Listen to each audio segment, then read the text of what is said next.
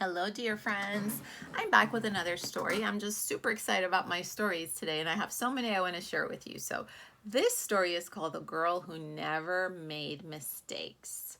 Now, the word mistake is kind of an interesting word. You know why? Because although mistakes are something every single person makes, including the grown-ups in your life and including us, our students, our teachers, our parents, our families, everybody makes mistakes. Sometimes we tend to be really afraid of making a mistake because it's hard to be wrong and we don't want to take the risk that we might be wrong or we may not do something correctly. So you know what's really great, you guys? Is remembering that mistakes are actually the best way for our brain to learn. If you guys remember in the story that we read, your fantastic elastic brain, one of the most important things we learned in that story was like mistakes are the reason that we can learn so much because our brains will remember what we learned and will learn from the mistakes that we make. So let's see, our authors for this story are Mark Pett and Gary Rubinstein, and this book is illustrated by the author as well, Mark Pett. So The Girl Who Never Made Mistakes.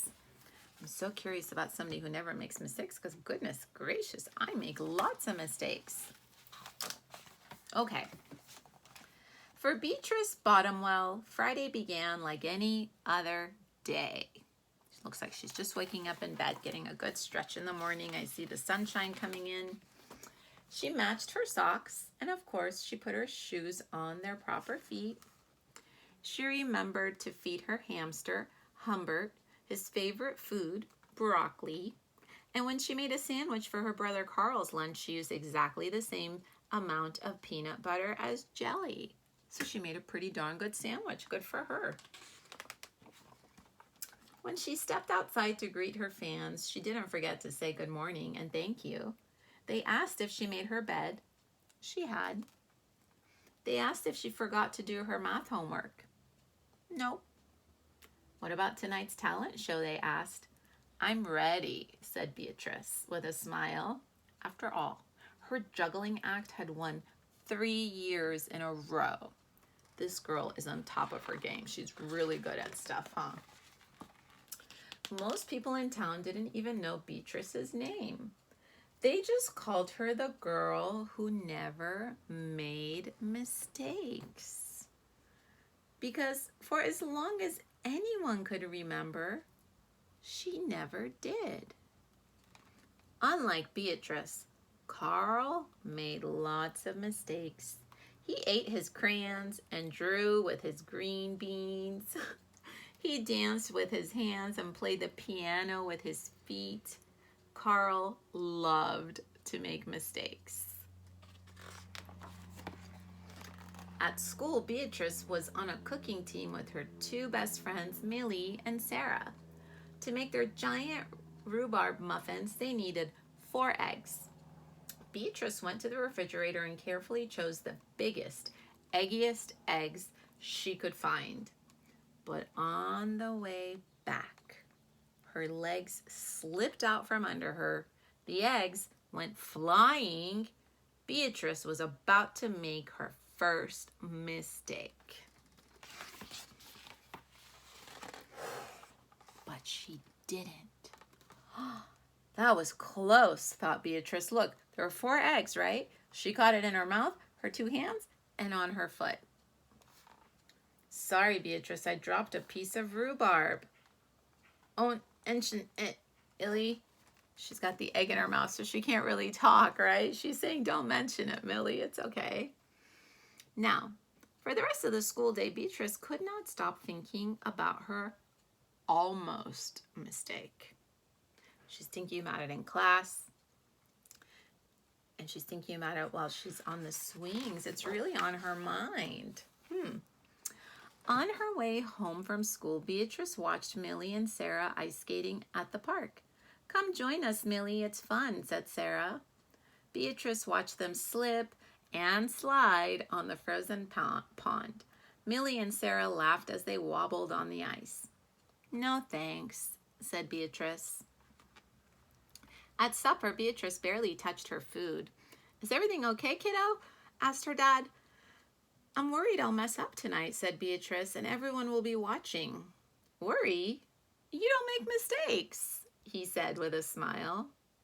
Beatrice tried to smile too. I don't think she was successful, huh? But look at Carl there. What mistake is he making? I think that might be a little dangerous. Something might happen that we don't want with that bowl if it's sitting on his head. After dinner, Beatrice got ready for the talent show. First, she woke up Humbert from his nap. Next, she got the salt shaker from the kitchen table. Finally, she filled a balloon with water. I wonder what she's up to. The school auditorium was packed. Beatrice felt her stomach jumping around inside her. Ooh, so there's a lot of people there in the audience, and she has a funny feeling in her belly. I wonder if there's a word we can use to describe how she might be feeling. I don't know if I'd say she's happy. Maybe she's a little nervous. She might be a little bit excited. She might be dreading it. She may really not want to go right now. She's so worried about what might happen with her mistake, her almost mistake, right? So I think she's feeling a little nervous and worried about the show. Let's see what happens next. Beatrice waited for her juggling music to begin. That's her. That's the girl who never makes mistakes, said a woman. When the music started, you guys, she tossed Humbert into the air. Next, she added the salt shaker. And finally, the water balloon. Oh, that's what she's juggling, I guess. She's juggling Humbert, the salt shaker, and a water balloon. Beatrice didn't miss a beat. The crowd clapped with delight. But Beatrice noticed something odd about the salt shaker. The specks falling out of it were not white. The specks that were falling out of the salt shaker were not white. Now, I know that sometimes there's another shaker that has something where the specks are not white, and maybe she's talking about, do you guys know what she could be talking about? What else comes with the salt shaker that's not white and we can still shake out of it on our food? Achoo! Oh no. Now I know if it made Humbert sneeze. It was not the salt shaker indeed. It was the pepper shaker, because pepper makes us sneeze, friends. Humbert was so surprised by his sneeze that he grabbed the water balloon with his claws and kablooey! Humbert, pieces of water balloon, and the pepper rained down on top of Beatrice. For the first time in as long as anyone could remember, Beatrice made a mistake, and it was a big one. Oh, goodness. I wonder how she feels. The music stopped. Beatrice didn't know what to do. Cry? Run off the stage? She's kind of frozen. She's not sure which way to go. She's very unsure of what to do. Feels like she's maybe a little stuck in some bad feelings. The crowd sat stunned. They couldn't believe that the girl who never made mistakes made a mistake. Beatrice looked up at Humbert. He looked back at her. His hamster fur was soaked and speckled with bits of balloon. Beatrice let out a giggle. The giggle grew into a chuckle, and the chuckle became a laugh. The people in the crowd looked at each other and then back at Beatrice. They began to giggle, then chuckle, and finally roar with laughter. Beatrice and the audience laughed until they couldn't remember why they were laughing. So look, you guys. That's not what I was expecting. That was a little unexpected. She was having a hard moment. She wasn't sure what to do. She wanted to run off the stage or cry. And all of a sudden, she looked at Humbert, and it what seemed funny to her for some reason, and she started to laugh about what happened instead of getting upset about it. And when she did that, other people started to laugh along with her, having a pretty darn good time laughing together. That night, Beatrice slept better than she ever had. In the morning, no fans greeted Beatrice. When she got dressed, Beatrice, for no reason at all, put a polka dot sock on one foot and a plaid sock on the other. She's doing things a little differently, I noticed. Beatrice and Carl made sandwiches. This time they put the peanut butter and jelly on the outside. They called it an inside-out PB&J. Lunch was messy and delicious. Oh my goodness. I can tell from the smiles on their faces. They're having a good time. Later, Beatrice found Millie and Sarah skating in the park. They fell a lot. And guess what, you guys?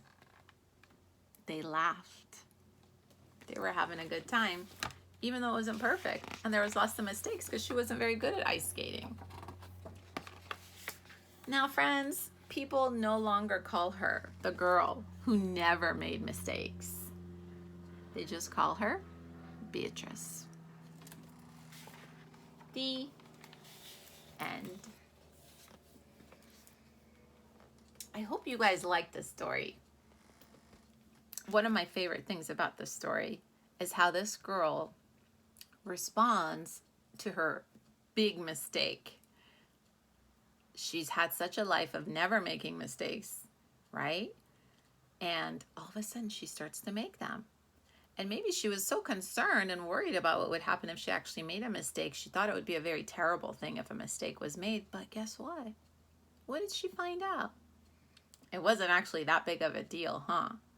And if she changed the way she thought about her mistake, meaning it wasn't that she was a bad person or she'd done something really terribly wrong, but that it was just a funny mistake. Not only did it bring lots of laughter to her, but she was able to share that happy laughter with her audience, which is great because she turned a moment that could have been a little tough for her. She turned it into a really fun moment by choosing to have some laughter and humor about the whole thing. So she's not too worried about making mistakes anymore because she knows everything will be okay and you can have lots of fun even making mistakes, right? So I like this story. I hope you guys did too. I'll have many more that I will share with you, my dear friends. So I wish you lots of opportunities to do things right and also lots of opportunities to make mistakes so that we can all learn from our mistakes together. And remember, when we make those mistakes, our brain remembers them and it can learn from those mistakes. So next time we'll do better. So I bet you maybe next year when she juggles her pepper shaker and her water balloon and Humbert, she might actually do a better job again and not make a mistake. But if she made one, so what? No big deal. It was an opportunity to learn. All right, you guys, take care, have a great day, and I will see you for our next Read Aloud.